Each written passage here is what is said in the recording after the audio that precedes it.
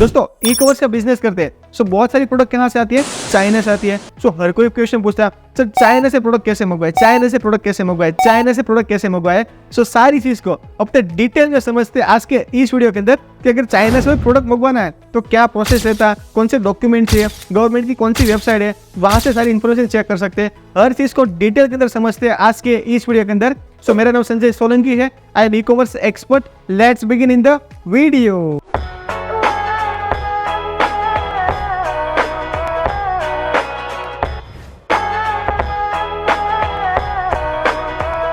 दोस्तों online sale करने के लिए अगर आपको चाइना से प्रोडक्ट मंगवाना है तो सबसे पहले आपको क्या करना पड़ेगा, वहां की एक वेबसाइट है अलीबाबा। तो अलीबाबा से आपको क्या फाइंड करने पड़ेंगे, सप्लायर फाइंड करने पड़ेंगे। सप्लायर बोल लो या तो मैन्युफैक्चरर बोल लो, आपको सप्लायर है तो मैन्युफैक्चरर फाइंड करने पड़ेंगे। आप क्या करोगे उसको, आपको क्वेरी भेजोगे, यानी कि आपकी कौन सी रिक्वायरमेंट है, कौन सी प्रोडक्ट चाहिए, किस टाइप की प्रोडक्ट चाहिए, कौन सा पैकेजिंग चाहिए, कौन सी ब्रांड के अंदर चाहिए, सारी रिक्वायरमेंट उसको भेजोगे। उसके बाद क्या होगा, प्राइसिंग का पूरा आपको फाइनलाइज होगा, भाई कौन सी प्राइस को आपको पड़ेगा, इलाका ऐसा पैकेजिंग कराओगे तो ये प्राइस पे पड़ेगा, इस टाइप की प्रोडक्ट कराओगे तो ये प्राइस पे पड़ेगा। तक प्रोडक्ट फाइनल हो गया, उसने मैन्युफैक्चरिंग स्टार्ट कर दिया, प्रोडक्ट को मैन्युफैक्चर करवा दिया, तक पूरा रेडी हो गया। उसके बाद क्या करेगा, चाइना वाला वहां से प्रोडक्ट को एक्सपोर्ट करेगा, क्योंकि चाइना से तो क्या हो रहा है, एक्सपोर्ट हो रहा है ना, हमारी कंट्री के अंदर इंपोर्ट हो रहा है, पर चाइना से एक्सपोर्ट हो रहा है। तो वहां पे हमको कोई भी डॉक्यूमेंट की रिक्वायरमेंट नहीं है। वहां पे किसके डॉक्यूमेंट लगेंगे, जो मैन्युफैक्चरर तो सप्लायर हमने प्रोडक्ट परचेज किया उसके डॉक्यूमेंट के बेस पे चाइना से क्या कर देगा, एक्सपोर्ट कर देगा बाय शिप या तो बाय एयर। क्या हो जाएगी, प्रोडक्ट यहाँ पे अपने इंडिया तक आ जाएगी। जैसे प्रोडक्ट इंडिया तक पहुंचते हैं उसके बाद हमें यहाँ पे सारा प्रोसेस करना पड़ेगा, क्योंकि इंडिया का कस्टम क्लियर करना पड़ेगा, सारी प्रोसेस हमें यहाँ पे करवानी पड़ेगी। सो पूरी प्रोसेस को समझते हैं। चाइना से हमने पूरा देख लिया यहाँ पे कैसे होता है, पूरा मैन्युफैक्चर को फाइंड कर लिया, वहां से प्रोडक्ट एक्सपोर्ट हो गया। अब इंडिया के एयरपोर्ट या तो पोर्ट तक वहाँ पे प्रोडक्ट आ गया, उसका कस्टम क्लियर करवाने के लिए कौन से डॉक्यूमेंट या तो कौन सी प्रोसेस होती है वो चीज को अपने पूरा डिटेल में समझते हैं।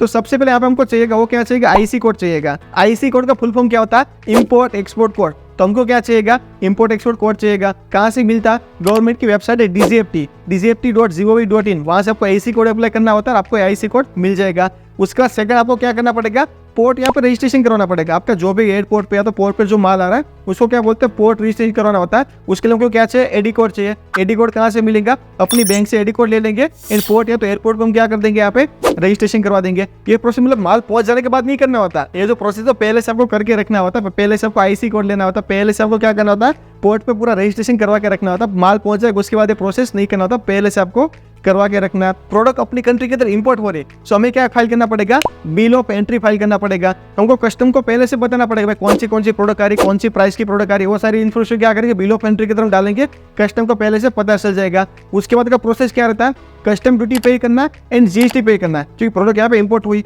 तो प्रोडक्ट पे कुछ ना कुछ लग यहाँ पे इंपोर्ट ड्यूटी लगता है। मतलब वैसे जरूरी नहीं 100% केस के अंदर लगा इंपोर्ट ड्यूटी पे करना ही पड़े। कोई प्रोडक्ट ऐसे भी होते हैं उस पर इंपोर्ट ड्यूटी नहीं लगती है, बट मेजोरिटी प्रोडक्ट की बात करें तो आपको क्या पे करना पड़ेगा, इंपोर्ट ड्यूटी पे करना पड़ेगा। अब इसका इन्फॉर्मेशन कहाँ से मिलेगा, गवर्नमेंट की जो वेबसाइट है आइसगेट, वहां से हमको क्या मिलेगा, पूरा इन्फॉर्मेशन मिलेगा कितना इंपोर्ट ड्यूटी पे करना। वैसे जो बिल ऑफ एंट्री हमने फाइल किया था वो भी कहाँ से फाइल होता है, आइसगेट की जो वेबसाइट है वहीं से हमको फाइल करना होता है। सो ऑनलाइन प्रोसेस होता है, ऑनलाइन आप इंपोर्ट ड्यूटी पे कर सकते हो, ऑनलाइन आप जीएसटी पे कर सकते हो। सो ये प्रोसेस हो गया।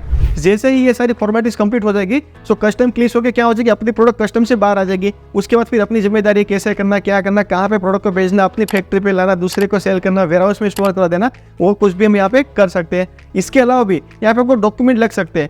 खास करके इलेक्ट्रॉनिक प्रोडक्ट की बात करें तो यहाँ पे हमको कौन सा सर्टिफिकेट चाहिए, BIS का, ब्यूरो ऑफ इंडियन स्टैंडर्ड, कि वो जो प्रोडक्ट है वो इंडिया के स्टैंडर्ड के हिसाब से बनी होनी चाहिए। ऐसा नहीं कुछ भी कचरा प्रोडक्ट लाके इंडिया के अंदर इंपोर्ट कर लिया, ऐसा नहीं होता। इंडिया के स्टैंडर्ड के हिसाब से वो प्रोडक्ट बनी है तभी वो इंडियन कस्टम उसको प्रोडक्ट को यहाँ पे क्लियर करेगा। सो BIS सर्टिफिकेट कहाँ से मिलेगा, गवर्नमेंट का डिपार्टमेंट है, वो किसका होता है, तो चाइना के अंदर जो मैन्युफैक्चर है तो बहुत सारे मैन्युफैक्चर का पहले से पता होता है भाई मेरी प्रोडक्ट कहाँ पे इंडिया में जाने वाली, तो वहाँ पे क्या मुझे चाहिए, BIS चाहिए। तो मैन्युफैक्चर होता है उससे लेके रखा होता है। या तो अगर मैन्युफैक्चर के पास BIS सर्टिफिकेट नहीं है सो आप भी क्या कर सकते हो, BIS सर्टिफिकेट ले सकते हो पर्टिकुलर प्रोडक्ट का जो सैंपल मंगवा के, तो इस तरीके से और जो गवर्नमेंट का डिपार्टमेंट है उसको सबमिट करके आप BIS का सर्टिफिकेट ले सकते हो। इसके अलावा और एक आपको एग्जांपल देता हूँ, जैसे कि आपको फूड प्रोडक्ट को इंपोर्ट करते हो तो आपको क्या चाहिए, यहाँ पे फसाई का लाइसेंस चाहिएगा। यहाँ पे 3 टाइप के फसाई होते हैं, सिटी लेवल का, स्टेट लेवल का एंड सेंट्रल लेवल का। हमें कौन सा चाहिए, यहाँ पे सेंट्रल लेवल का फसाई हमारे पास होना चाहिए। तो ये मैंने आपको एग्जांपल दे दिया, मतलब प्रोडक्ट के रिलेटेड। ऐसा जरूरी नहीं है सिर्फ BIS और फसाई ही चाहिएगा, और भी यहाँ पे डॉक्यूमेंट चाहिए, लग चाहिए। फसाई भी आपको नहीं चाहिए, अगर फूड प्रोडक्ट नहीं तो फसाई की भी जरूरत नहीं है।